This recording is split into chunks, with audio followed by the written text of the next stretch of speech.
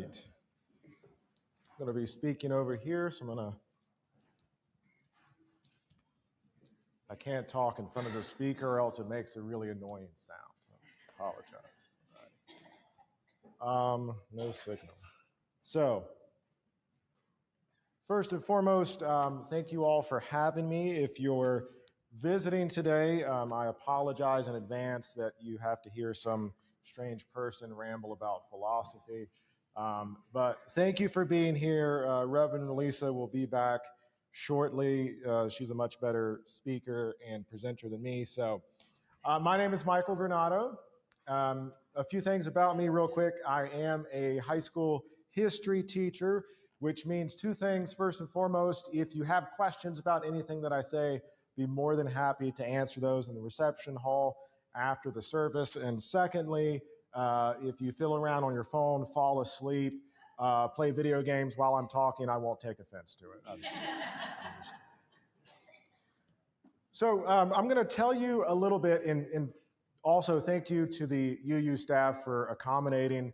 I tend to move around a lot. I know that could be a little difficult, especially if we got the cameras and the sound system. So thank you all for accommodating my anxiety, I guess. So a little bit about me. Oh, and I forgot, a disclaimer. I'm going to be talking about philosophy, yes, but this is philosophy that touches upon some very serious things, such as questions concerning the meaning of life. But I want to remind everybody, philosophy is not therapy. If you're having serious issues with these questions, please consult, first and foremost, a mental health professional. Do not consult a philosopher, okay, or a teacher. Won't be able to help you, okay? All right. So another question I won't answer is how long I've been working on my thesis. But this is who I've been working on, is the French philosopher Gaston Bachelard there in the center. To understand Bachelard, you really have to understand a lot of the things that were happening in early 20th century France and in the history of science. And of course, the most groundbreaking thing that happened in the 20th century, without a doubt, is Einstein's theory of relativity, which had a lot of different sorts of responses to it, especially in France. There's a very heated debate that happens between Henry Bergson, another French philosopher, and Albert Einstein, of course, who needs no introduction. But to understand, Bachelard's writing on the heels of this conversation that's happening. And in order to understand what Bachelard is talking about, you have to understand this historical component. So Henry Bergson, by the time of the 20th century, was probably the most famous philosopher in France. He had published two major works in the tail end of the 19th century, Time and Free Will and Creative Evolution, and was kind of at the height of his popularity.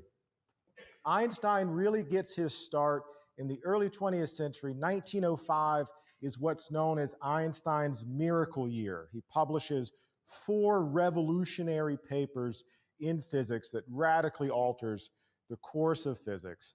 And this is what propels Einstein's scientific career. It's this third paper on the electrodynamics of moving bodies that is going to concern us most today. I'm not going to go into it, don't worry. You can read the paper if you like to torture yourself. Einstein's a pretty good writer, just these are technical papers, right? In the electrodynamics of moving bodies, Einstein challenges one of the most fundamental concepts in classical physics. So classical physics is the physics that was developed by Isaac Newton and which held sway over the physics community for about 250 years. And one of the fundamental ideas of Newton's physics are notions of absolute time and space. So if you want to think of this room that you're in here now as the Newtonian universe, time and space would be the foundations of this building. You can't see it, you can't touch it, but you know it's there because the building's still standing, okay? But under the Newtonian system, time and space didn't interact with reality. It was a mathematical formula that laid the foundation for Newtonian physics. With Einstein, he's going to flip that. Einstein's going to bring time and space into the physical universe, and therefore time and space are able to be influenced by aspects of the physical universe, specifically mass and the speed of light. But I'm not going into that because I'm a philosopher, not a scientist. Okay?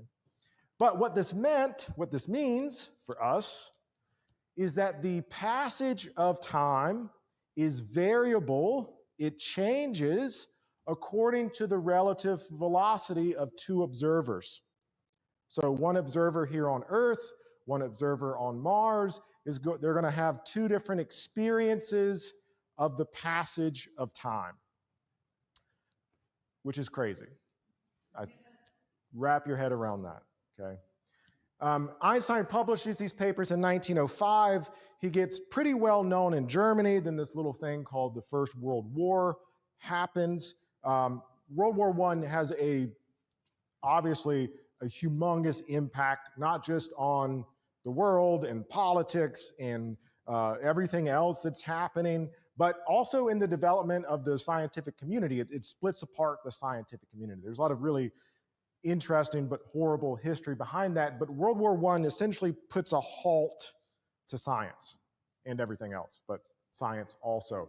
So it's not really until after the First World War that Einstein comes back in the picture. He's awarded the Nobel Prize in Physics in 1921, actually for the first paper on the electromagnetic effect. The reason why he's not giving the Nobel Prize for relativity is because of Bergson. It's one of the reasons why the committee cited. Bergson argued that Einstein's theory of relativity was not a scientific idea, but a philosophical one. And that the reason for this is because if you read these papers, it's just a bunch of mathematical formulas, okay? One of the things that we're often mistaken about by science is that science proceeds from observation and from experiment. This is what we're taught. The scientific process, the scientific method from a young age. There's no experimentation, there's no observation in Einstein's early papers. It's just mathematical formula. So this is the reason why Einstein was not awarded the Nobel Prize for his theory of relativity. After he's awarded the Nobel Prize in an attempt to bring back the scientific community, Einstein goes on this world tour. And one of his first stops is Paris, France. He's invited there by the Society of French Philosophy. And it's while there that he'll meet Bergson face to face for the first time. He knew about Bergson. Bergson prevented him from getting the Nobel Prize, but they had never actually met. Einstein goes to Paris. He gives his spiel about relativity. After he gives his speech, Bergson is invited up to remark, because everybody loves a little drama. And this is what Bergson had to say. Common sense believes in a single time, the same for all beings and all things. Where does this belief come from? Each of us feels that we endure. This duration is the very flow, continuous and undivided, of our inner life. So to be clear, Bergson's not objecting to any of the scientific ideas that are presented by Einstein. Bergson's objecting to Einstein's epistemology. In philosophy, epistemology is the study of knowledge. How do we know what we know? What Bergson's objecting to is where Einstein's claiming to get knowledge of time from. For Bergson, and for most people who have ever existed, most philosophers who have ever existed, how do you know about time? If I were to walk around and ask each of you, where does your sense of time come from? Well, if you're listening to me now and you can understand me, you've been alive for a short period of time, and your knowledge of time comes from your direct experience. You've lived it. This is what Bergson means by intuition. Our sense of time comes from our direct experience of time. And what Bergson's objecting to is Einstein saying something different. Einstein's response to Bergson, there is no time of the philosopher. All right, well, that's all I got for today. I guess we can pack it up. That's all there is to say. Just kidding. My wife, Summer, doesn't think that joke's funny. But I think it's funny. There is no time of the philosopher, okay? There's only a psychological time different from the time of physicist. Now, what Einstein's drawing attention to, there's a really interesting period in the history of psychology. Psychology in France hadn't really become its own discipline yet. And so Einstein's drawing attention to the fact, well, there may be something psychologically speaking to time, but real time is what's defined by physics. And, that's highly debatable, but, different story for a different day. What Bergson is calling our attention to, and the reason why this debate is so important, oftentimes when I teach introduction to philosophy, I like to ask my students what they think philosophy is. What does philosophy do? What do we study? Why do they have to take this class? And one of the most common responses that I get is philosophy is just a bunch of unanswerable questions asked by a lot of old men a really long time ago. It's not wrong, but I want to change that perception. There's also new unanswerable questions that philosophy presents to us.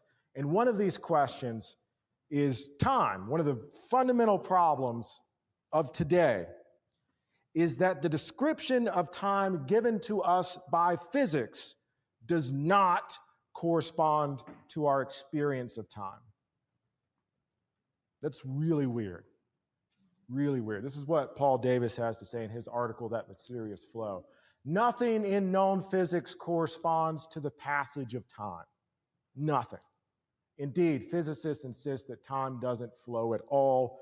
It merely is. Now, I would love for time not to pass. I'm approaching the big 4-0. I would like to not hit that milestone. But our experience of time is that it does pass. So how do we make sense of that? I don't have a great answer for you. I'm not going to give an answer to you. But show must go on. So Bachelard thinks that this presents not just a unique epistemological problem, but also a more metaphysical problem. So Bachelard writes about relativity in his first book, The Inductive Value of Relativity.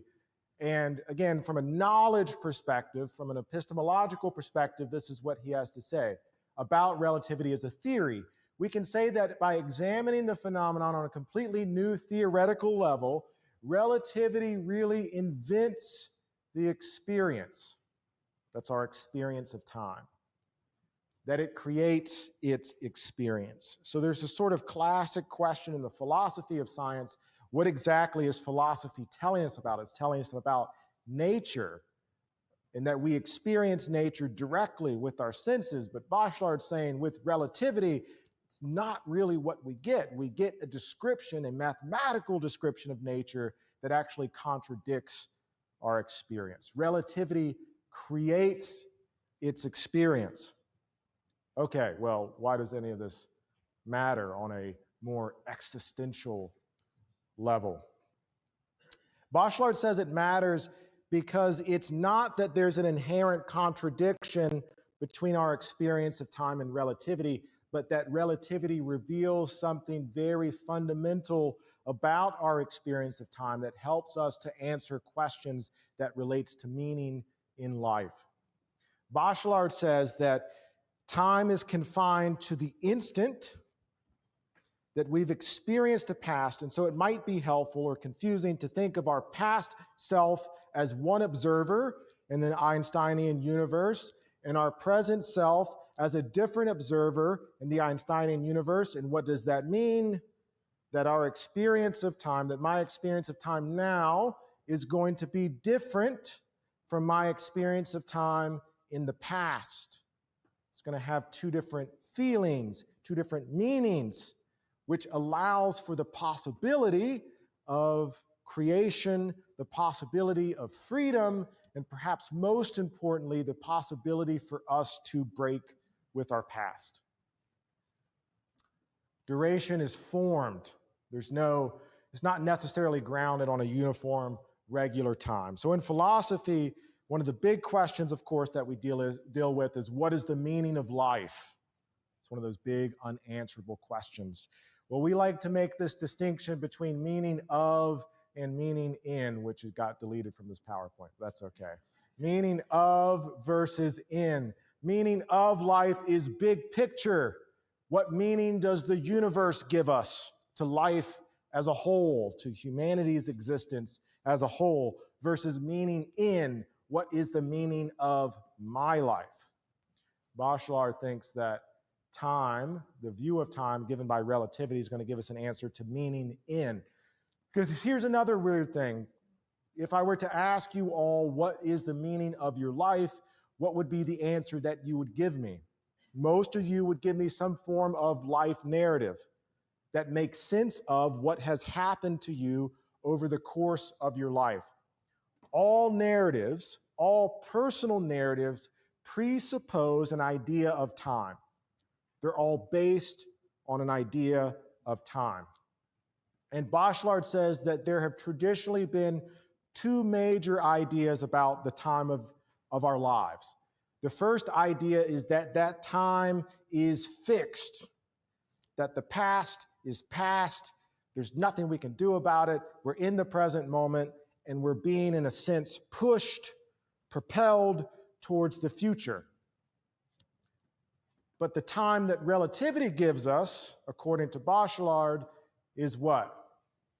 Different times for different observers, which means that we are not necessarily propelled towards the future, and which means, oddly enough, that the past is not really past, that it's malleable, that we can change our relationship to the past. All right, so one of the things that, I'll get to RuPaul here in a second. One of the things that Bachelard is known for is his incorporation of French philosophy and poetry and art into his philosophical writing. So in that spirit, I'm going to compare and contrast one of the fundamental points from Bachelard with a form of art that I really appreciate, which is drag.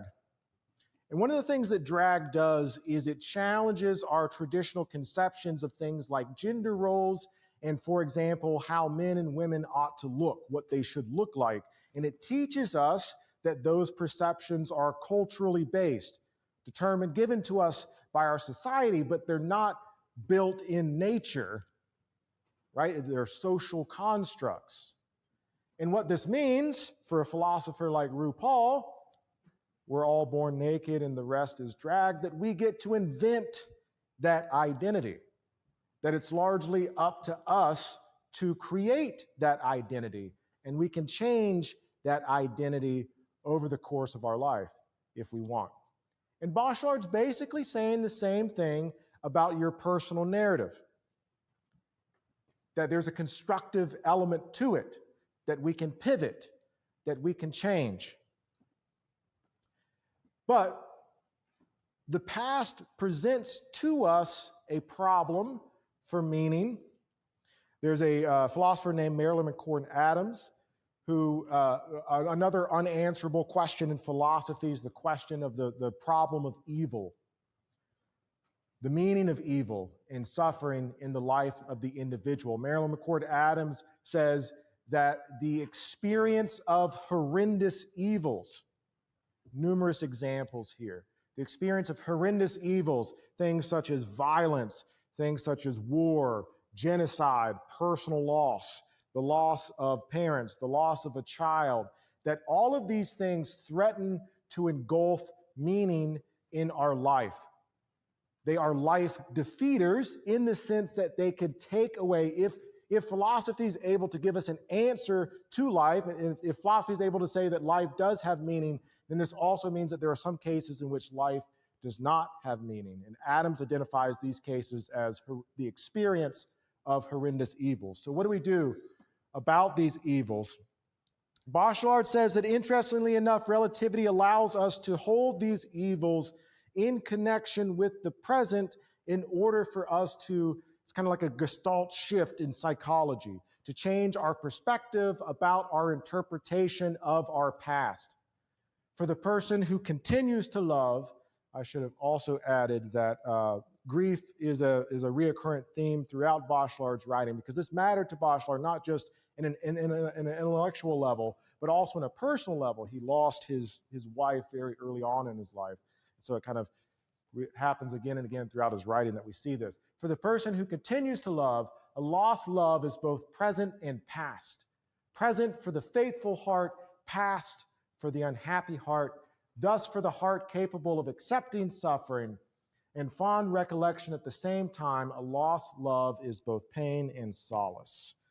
Sorry, that's cut off there. All right. So I want to end here with a quote by the French poet. Pause here. Jean Lescure, who's writing about Bachelard.